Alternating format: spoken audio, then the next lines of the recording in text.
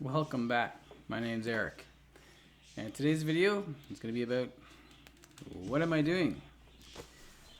So that was a big question in my life a little while back, many years now. But yeah, I was like, what am I doing? That was the big question in my life because I did not know. I wasn't very happy, to be honest. I just wasn't happy.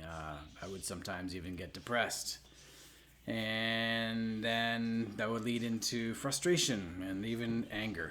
But I went through that for a long time, and I would try many things. I kept trying many things, and even did many challenges. I came to the point where I felt like I had tried all these new things in my life to, be happy. I just wanted to be happy. I wanted to,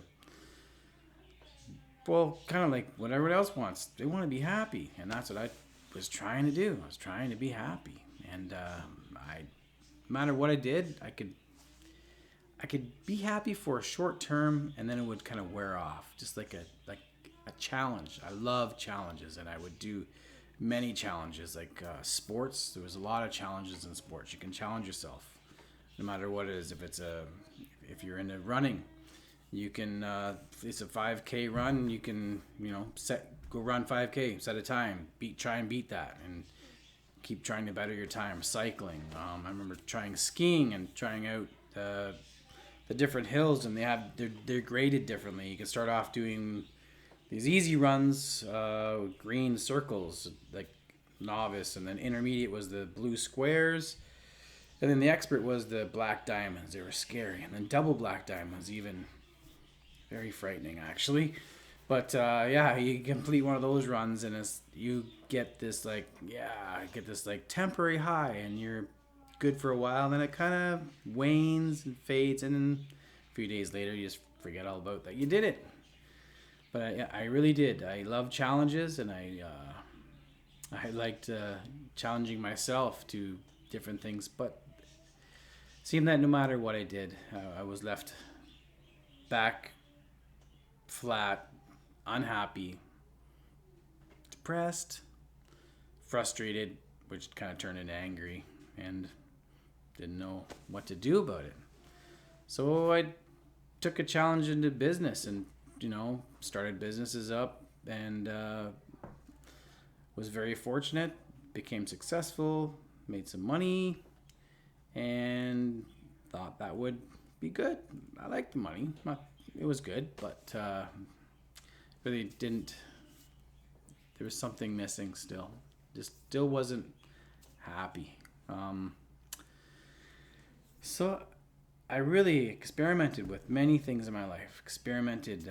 I read many books. I watched movies, self-help stuff, lots of that. And a lot of it was good, but it was short-lived. Nothing stayed the same.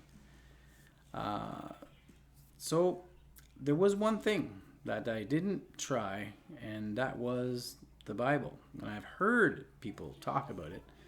They'd say to me, "You need Jesus," and I'd be like, "Okay, I'm not sure what that means, but okay." And they'd say, "You need to read the Bible," and I'm like, "Okay." And I didn't, because it sounded boring. It sounded, I don't know, didn't really know what to expect. I had preconceived ideas. I thought it would be boring. I thought it was going to be some spiritual book that would help me to achieve some sort of enlightenment, whatever that really means. But so I took it as a challenge. I said one day I was upset. I think it was after an argument with someone, and I just said to myself, I'm going to do it. I'm going to take this as a challenge. I'm going to grab it and I'm going to read it. And in the back of my mind, I thought, I'm just going to prove that this isn't going to do anything.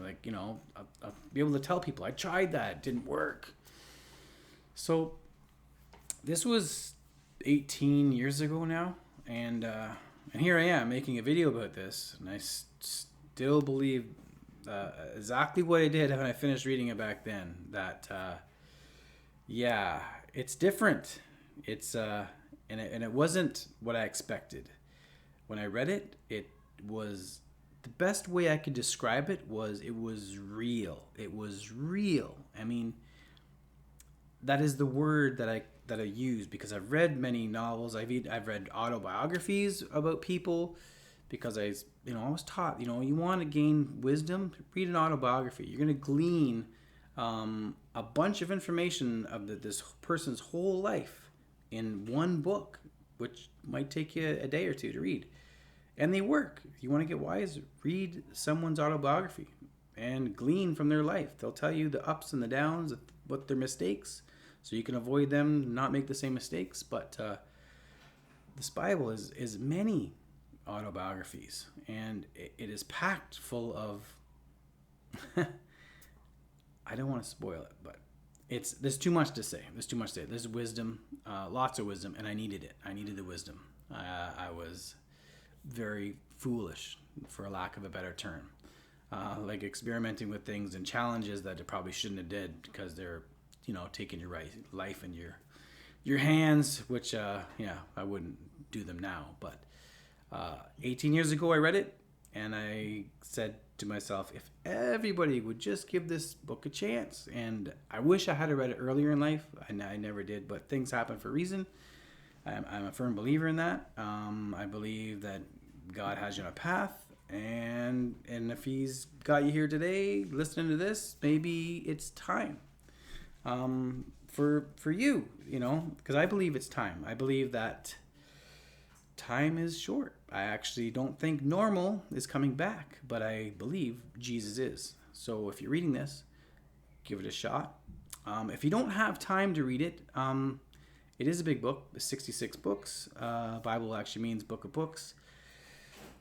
But at the end of the Bible, the first 80% is the Old Testament, and the last bit is the New Testament. And it doesn't take as long to read. So I could say jump to the end, read the New Testament. And if you don't have time for that, read the one book out of the 66. Just read the book of John or Matthew. I recommend those ones. And give it a shot. And if you like it, read more of it. But anyway, I love you. God bless you. And I hope it can make a difference in your life like it did mine. Because it's totally changed my life. How I view things, how I feel about myself, and truth. That was the main thing, was truth. And I'll leave it at that. That's all I got to say today. Until next time.